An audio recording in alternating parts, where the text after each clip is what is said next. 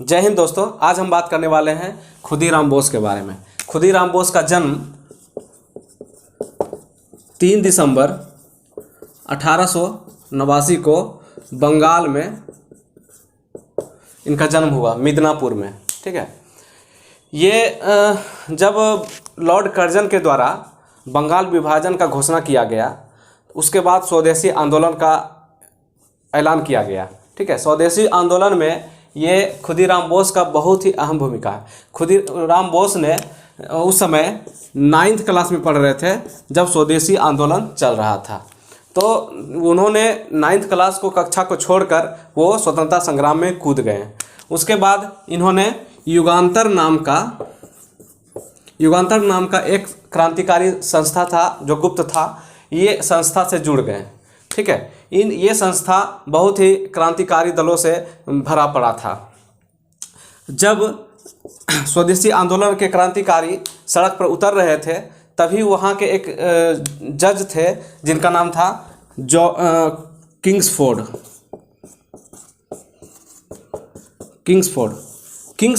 बहुत ही खतरनाक, बहुत ही अत्याचारी जज था। वो किसी को भी कड़ा से कड़ा सज़ा देता था, कड़ा से कड़ा दंड देता था। इसके लिए वो बहुत ही प्रसिद्ध था। तो बंगाल सरकार ने उसको प्रोत्साहित करता था।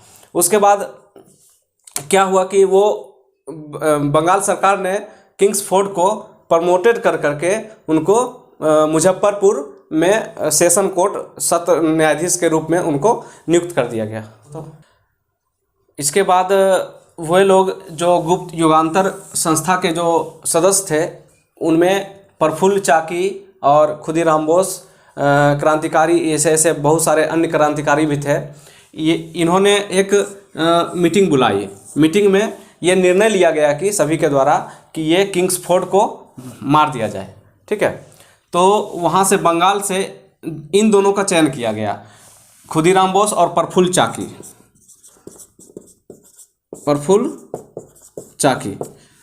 इन दोनों को भेजा गया मुजफ्फरपुर। इनके पास एक रिवॉल्वर, एक पिस्तौल था और एक बम दिया गया। ठीक है। ये दोनों मुजफ्फरपुर आए। मुजफ्फरपुर आने के बाद इन्होंने किंग्सफोर्ड के बंगले के निगरानी की। बंगले के चारों तरफ देखा कि क्या क्या है। तो उन्होंने देखा कि वहाँ पे एक बग्घी था, जो पहले बग्घी घोड़ा गाड़ी होता है, उसको बग्घी कहा जाता है। बग्घी का कलर देख लिया, बग्घी का घोड़े का कलर रंग समझ गया कि ये है इसका। तो उसके बाद इतना ही नहीं, खुदीराम बोस किंग्सफोर्ड के कार्यालय में जाके उनका चेहरा हूबहू सामने से देख लिया, पहचान गया कि ये किंग्सफोर्ड है, इसी को हमको मारना है। उसके बाद क्या हुआ, कुछ दिनों के बाद 30 अप्रैल 1908 का वो दिन था। ठीक है। और इसे ही मुजफ्फरपुर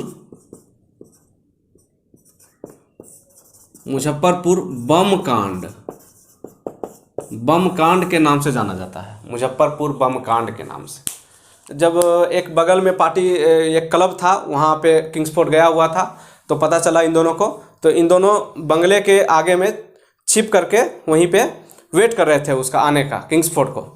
तो उधर से सेम कलर का बग्घी, सेम कलर का घोड़े गाड़ी जो आ रहा था, तो इन दोनों को लगा कि उसी में किंग्सफोर्ड है। तो उन्होंने उस पर बम फेंक दिया। उसके बाद दुर्भाग्यवश वो गाड़ी पे किंग्सफोर्ड नहीं था, वो उसमें था प्रिंगले कैनेडी का गाड़ी था। वो प्रिंगले कैनेडी और उसकी पत्नी और उसकी एक बेटी थी, वो सारा वहाँ पे देहांत उनका हो गया। उसके बाद ये दोनों वहाँ से भाग गए। भागते वो मुजफ्फरपुर से भागते वो समस्तीपुर 24 मील, लगभग 40 किलोमीटर वो रातों रात भाग गए। भागने के बाद समस्तीपुर और मुजफ्फरपुर का एक बॉर्डर है, जहाँ एक वैनी नाम का एक स्टेशन है। ठीक है। पूसा रोड स्टेशन, इसको पूसा रोड स्टेशन भी कहा जाता है। पूसा रोड स्टेशन के पास एक जीतू शाह हलवाई के दुकान के पास से ये खुदीराम बोस मुरही समझ रहे हो आप लोग, मुरही भुंजा जिसको कहते हैं, भुंजा खरीद के दाल झाल मुड़ी जिसको कह सकते हैं, खरीद करके खा रहे थे कुआं के पास में बैठ करके। तभी वहाँ से शिव प्रसाद मिश्रा और फतेह सिंह, दो सिपाही को भेजा गया था उसको पकड़ने के लिए, खुदीराम बोस और प्रफुल्ल चाकी को पकड़ने के लिए। तो उन्होंने खुदीराम बोस को पकड़ लिया और वहाँ से ये प्रफुल्ल चाकी भागने में फरार हो गए। ठीक है, ऐसा कहा जाता है कि प्रफुल्ल चाकी कुछ दिनों के बाद वो समस्तीपुर से मोकामा आ रहे थे, रास्ते में ही अंग्रेज़ों को पता चला गया कि ये ट्रेन में मोकामा में ये आ रहा है प्रफुल्ल चाकी, तो उसको घेर लिया गया। और जब प्रफुल्ल चाकी को पता चला कि मेरी जान को खतरा है, हम अंग्रेज़ों के हाथ लगने वाले हैं, तो उन्होंने अपने आप को गोली मार लिया। इस तरह से ये उसके बाद क्या हुआ कि नेक्स्ट ये खुदीराम बोस को कर उन पर मुकदमा चला गया। उनके तरफ से वकील थे कालिदास बसु, इन्होंने मुकदमा लड़ा। अंततोगत्वा जो जज थे उन्होंने खुदीराम बोस को फांसी की सज़ा सुनाई। ठीक है, अंततः ये 11 अगस्त 1908 को इनको फांसी की सज़ा दे दी गई और ये हंसते हंसते हाथ में गीता को लिए हुए फांसी के तख्ते पे लटक गए।